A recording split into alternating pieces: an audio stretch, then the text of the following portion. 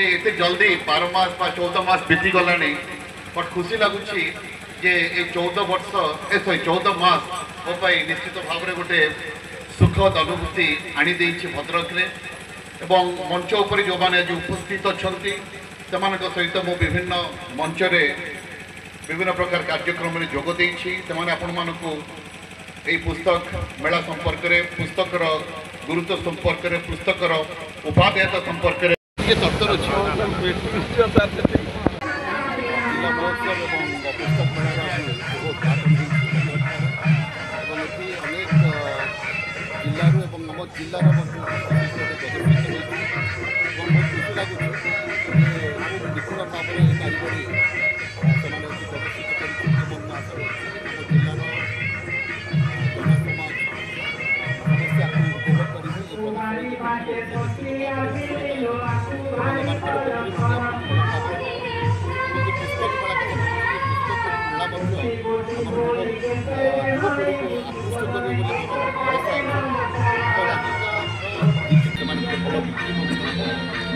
कारीगरी प्रदर्शित आगामी